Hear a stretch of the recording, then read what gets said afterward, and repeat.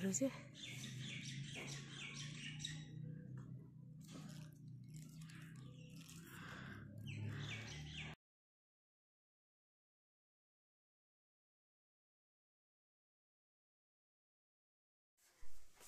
साथीहरु यहाँ चाहिँ अब सब्जी टिपाउने हो। यो त के साग हो कि तल बिनिता दिदीले दिएको साग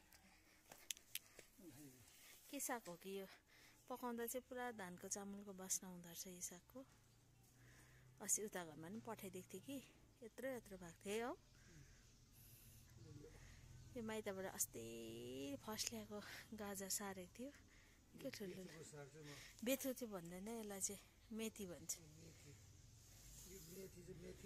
के भनेर रोपेको यो बीट भनेर अलगा छर्देको त यो त अर्कै बुझ्छ।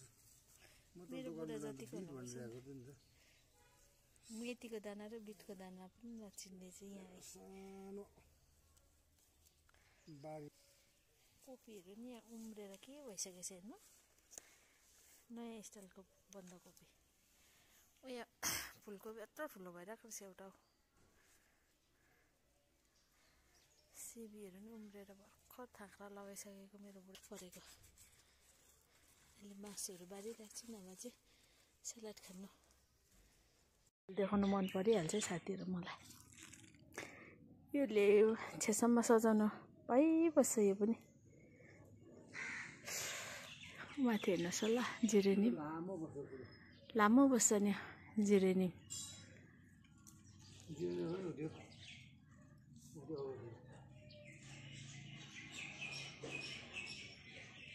माथि टुप्पोमा पनि छ। म त बेसी जस्तो जिरेनियम पो रोप्छु फुलहरू चाहिँ। यो प्लान्ट पनि ठुलो भएको छ मेरो प्लान्ट।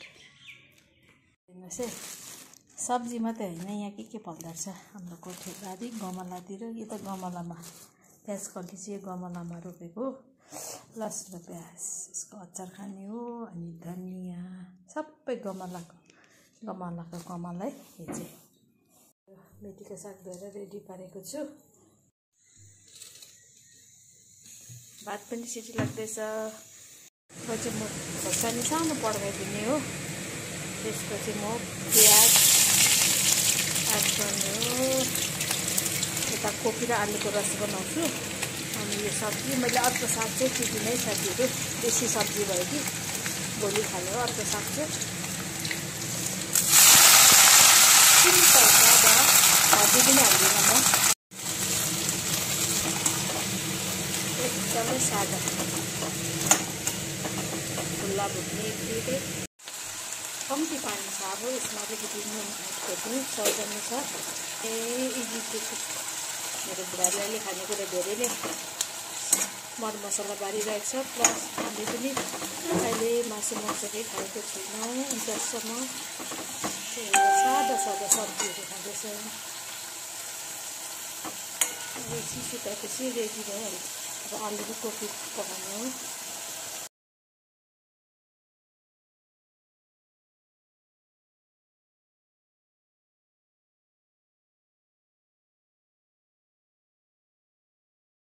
मेरो बुढालाई आलु तासेर तासी काटेको दिएँ। घरकै आलु हो।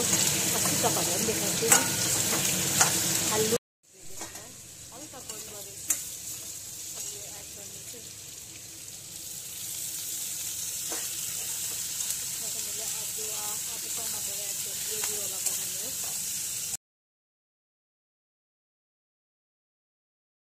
यहाँ प्याज कटिनी अब यसमा एड गर्नेछु।